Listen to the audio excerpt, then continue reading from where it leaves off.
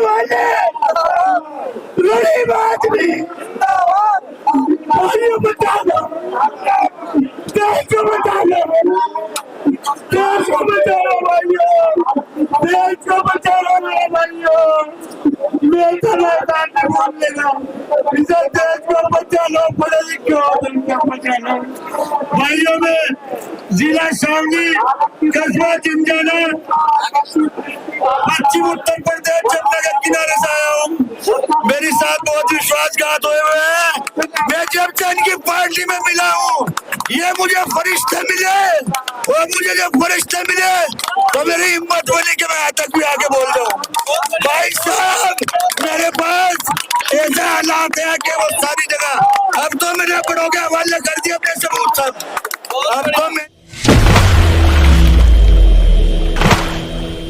जिंदाबाद जिंदाबाद आजाद अधिकार सेना जिंदाबाद जिंदाबाद जिंदाबाद जिंदाबाद। आजाद अधिकार सेना जिंदाबाद जिंदाबाद के नारों से गूंज रहा है जंतर मंतर और सैकड़ों की संख्या में नवयुवक युवतियां सब लोग मिलकर जंतर मंतर पे आए और क्या कह रहे हैं? ये कह रहे हैं इस देश को भ्रष्टाचार दीमक की तरह चाट रहा है और भ्रष्टाचार ने पूरे देश में जनता बेहाल हो गई है और खासकर पूरे देश के अंदर जो कहते हैं मैं खाऊंगा ना खाने दूंगा, ऐसी परिस्थिति के बाद भी कहीं भ्रष्टाचार रुक नहीं रहा है। और आजाद हिंद सेना ने जो अपना आजाद अधिकार सेना ने जो अपना निर्णय लिया है, जो अपना डिसीजन लिया है कि हम इसके खिलाफ आवाज उठाएंगे। जंतर मंतर एक ऐसी धरती है, यहाँ से जो आवाज उठती है तो दूर तक जाती है। हमारे साथ गणमान्य लोग हैं, हम एक एक करके बात करेंगे और पूछेंगे क्यों जंतर मंतर आना पड़ा जब संसद का बजट सत्र चल रहा है। इस दरमियान ये सैकड़ों की संख्या में लोग जंतर मंतर पे हैं भ्रष्टाचार का मुद्दा लेके। सर, भ्रष्टाचार का मुद्दा बहुत पुराना मुद्दा है और बहुत सारी सरकारें बनी बिगड़ गई, आंदोलन हुए, देशव्यापी आंदोलन हुए, वहीं का वहीं भ्रष्टाचार, क्या कहेंगे? देखिए, हमारा ये मानना है कि भ्रष्टाचार, अन्याय और अत्याचार, इनके खिलाफ जो लड़ाई है वो एक सतत लड़ाई होने की आवश्यकता है। कोई एक दिवसीय लड़ाई से संभव नहीं है। हम कोई वादा नहीं कर रहे हैं कि हम एक दिन में या एक फॉर्मूले से भ्रष्टाचार को दूर कर देंगे। हम इसे एक आदत के रूप में लाना चाहते हैं कि आम नागरिक, हर व्यक्ति अपने अधिकारों के प्रति सचेत रहे। तभी पार्टी का नाम हमने आजाद अधिकार सेना हम लोगों ने रखा है और अपने अधिकारों के प्रति चैतन्य रहे, अन्याय, अत्याचार, भ्रष्टाचार का निरंतर विरोध करे। ये हमारी पार्टी का उद्देश्य है और इसी के लिए हम कार्यरत हैं। 2024 में चुनाव भी समीप आ रहे हैं, क्या योजना है पार्टी की? क्या पूरे देश में इस विषय पे चुनाव लड़ा जाएगा? देखिए, अभी हमारी नई पार्टी है, हमारी छोटी पार्टी है, हमारे पास बहुत अधिक प्रत्याशी है, नहीं है कि हर जगह हम चुनाव लड़ा पाएंगे, लेकिन जहां भी हमारे मूल उद्देश्यों से जुड़े हुए साथी हमें मिलेंगे, जो अन्याय, अत्याचार, भ्रष्टाचार का विरोध करते हैं, हृदय से उसका विरोध करते हैं, उनको हम चुनाव लड़वाएंगे। हम ऐसे प्रत्याशियों का चयन कर रहे हैं, छांट रहे हैं, चुन रहे हैं और हम निश्चित रूप से ऐसे प्रत्याशियों को सामने लाएंगे। आजाद अधिकार सेना की बात करें तो ये नाम जो लिखा है आपने आजाद अधिकार सेना, ये कहां से आइडिया आया और इसका मंतव्य क्या है? अच्छा, आजाद अधिकार सेना जो नाम रखा, ये कहां से विचार आया कि आजाद अधिकार सेना ही इसका नाम होना चाहिए और क्यों? से देखिए, हम लोगों ने नाम आजाद अधिकार सेना रखा क्योंकि आजादी के बाद भी संविधान में नागरिकों को तमाम अधिकार दिए गए, लेकिन आज भी वो अपने उन अधिकारों को पाने से वंचित हैं।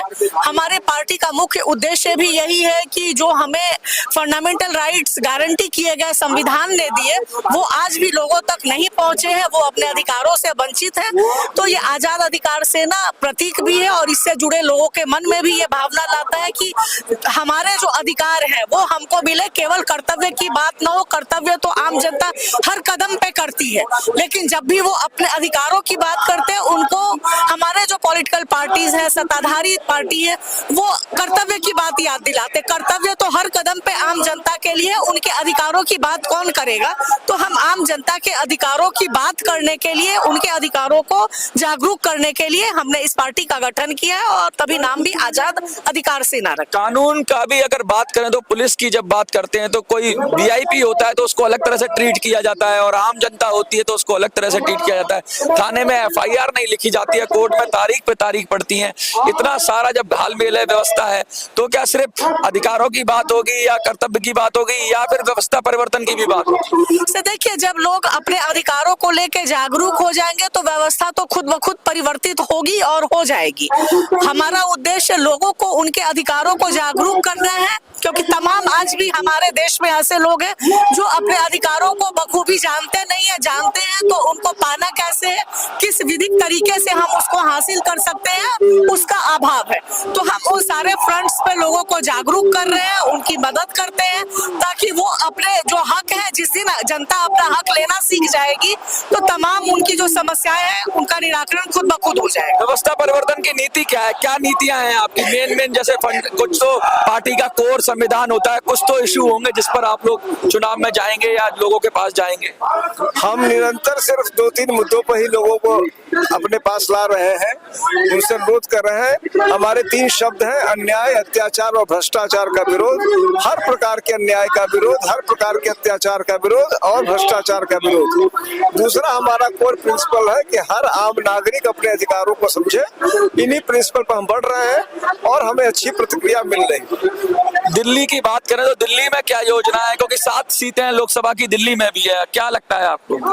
दिल्ली में अभी 2025 के इलेक्शन में आजाद अधिकार सेना, मुझे लगता है कि हर एक सीट पे हम लोग प्रत्याशी खड़े करने, एमएलए की बात कर रहे हैं, एमएलए की बात कर रहे हैं, क्योंकि अभी 2024 में तो एमपी का चुनाव है, उसमें जहां भी हमारे, क्योंकि उस समय के लिए हमारी तैयारी अभी पूरी नहीं है, लेकिन 2025 में हम बहुत ही दमखम के साथ दिल्ली में अपने प्रत्याशी उतारेंगे और मुझे पूरी उम्मीद है कि जिस तरीके से पार्टी आगे बढ़ रही है तो हमें जीत भी सुनिश्चित है।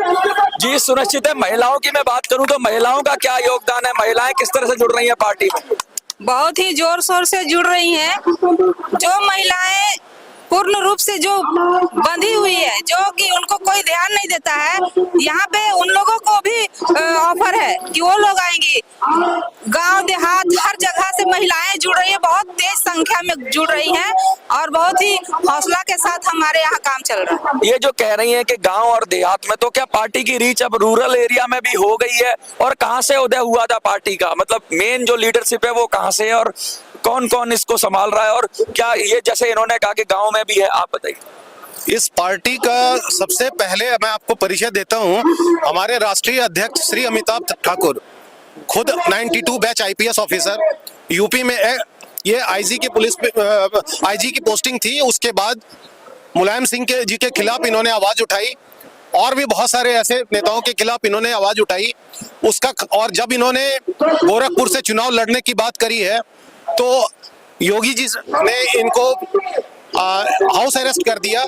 उस समय जब 6 महीने ये जेल में थे, उस समय इन्होंने निर्णय लिया कि अब एक ही रास्ता मेरे पास बचा है चुनाव का, और मुझे जिस ईमानदारी के साथ, इनको किसी ईमानदारी की सर्टिफिकेट की जरूरत नहीं है, आप पूरे यूपी में इनका नाम ही काफी है एक ईमानदार आईपीएस ऑफिसर के लिए। उस समय इन्होंने निर्णय लिया कि मुझे आजाद अधिकार सेना एक पार्टी का गठन करना है, और जिन लोगों ने इनका काम देखा है निश्चय ही वो इनके साथ निसंदेह अपना समय निकाल के, 1 रुपए का भी सहयोग की जरूरत नहीं है, बस हम लोग दिन रात इनके ये मंसूबे को पूरा करने के लिए आगे बढ़ रहे हैं। पुलिस की बात होती है, आप आईपीएस रहे हैं जैसा कि बताया, तो पुलिस रिफॉर्म सच्चाई है। आप तो अंदर कथित रूप से नहीं देखिए, अंदर से भी आपने देखा होगा कि किस तरह का दबाव रहता है, पॉलिटिकल प्रेशर रहता है, जनता का प्रेशर रहता है, कभी कभी आपको ना चाहते हुए बहुत सारे काम करने पड़ते हैं। तो क्या पुलिस रिफॉर्म की बात होनी चाहिए, पुलिस इंडिपेंडेंट होनी चाहिए, क्या कहेंगे उस पर? पुलिस की व्यवस्था इंडिपेंडेंट होनी चाहिए, पुलिस में गड़बड़ियों पर विशेष कार्य होना चाहिए, वो भी अन्याय, अत्याचार, भ्रष्टाचार की परिधि में आता है और हम इसके लिए सतत कार्यरत। इसके लिए भी आपने कोई कार्य योजना बनाई है? हमने हर वो नीति जो देश को इस प्रकार के स्थितियों से गुजार रहा है, उनसे संघर्ष के लिए धीरे धीरे, अभी हम, चूंकि मैंने पहले भी कहा, अभी हम एक प्राथमिक अवस्था में है, शैशव अवस्था में है, हम स्टेप बाय स्टेप चल रहे हैं और चल पा रहे हैं। तो जो भी व्यवस्था है उनकी जड़ में क्या कमियां हैं उनको ठीक करने का हम प्रयास कर रहे हैं। आपको हाँ जी। IIT से हैं और अच्छा। इंजीनियर हैं, बोर्ड मेंबर रह चुके हैं। अच्छा, पहली बार मैं देख रहा हूँ कि काफी लोग अपने अपने फील्ड में महारती लोग हैं, प्रशासन के भी जानकार हैं, साइंटिस्ट भी हैं, IPS ऑफिसर्स भी हैं। क्या ऐसे बुद्धिजीवी वर्गों की ये पूरी फौज बना दिया आपने? ये सब ठाकुर साहब का मेहरबानी कहिए, लेकिन जरूर है कि देश में जो करप्शन कहिए या ग्रास रूट से लेकर टॉप लेवल तक, तो इसको कहीं ना कहीं कौन करेगा, कैसे करेगा? किसी न किसी को आगे तो आना ही पड़ेगा, और इसलिए सब लोग इकट्ठे हुए हैं। और बड़ा अच्छा नाम को यदि आप विश्लेषण कीजिए, आजाद, अधिकार और सेना, तो हम सब भाई ही हैं। तो इंडिविजुअल को आज़ादी चाहिए, इंडिविजुअल को अधिकार चाहिए, और सबसे बड़ी बात है संविधान की रक्षा करने के लिए आज़ादी चाहिए और अधिकार चाहिए। तो यही एक मेरे विचार से एक मकसद होगा जिसके चलते हम सब इकट्ठे हुए हैं और हम लोगों का पूरा सहयोग रहे। आजाद अधिकार सेना अन्याय, अत्याचार और भ्रष्टाचार के खिलाफ देशव्यापी जंतर मंतर पर विरोध प्रदर्शन कर रही है, लेकिन विरोध के साथ साथ ये अपनी नीति भी स्पष्ट कर रहे हैं कि भ्रष्टाचार, अत्याचार के खिलाफ डट के खड़े होंगे। और बड़े साफ गोई से मैंने देखा है, बहुत सारे पॉलिटिशियन होते हैं, वो ये दे देते हैं, बड़े बड़े नारे देते हैं कि हमारे पास 1 लाख लोग हैं, 2 लाख लोग हैं, हम ये कर देंगे, वो कर देंगे, लेकिन ऐसा कोई जुमला इन्होंने कहा नहीं। इन्होंने साफ साफ कहा अभी हम कमजोर हैं, ताकतवर बनेंगे और जितनी हमारी क्षमता है उसके अनुसार काम करेंगे, ज्यादा वादे नहीं करेंगे, लेकिन धरातल पर आगे बढ़कर ग्रामीण क्षेत्रों में लोगों के जीवन को उन्नत बनाने के लिए, उनके अधिकारों को सुनिश्चित करने के लिए जो भी होगा आजाद अधिकार सेना करेगी और यूं ही मैदान में डटी रहेगी। देखते रहिए मिनी संसद। आजाद अधिकार सेना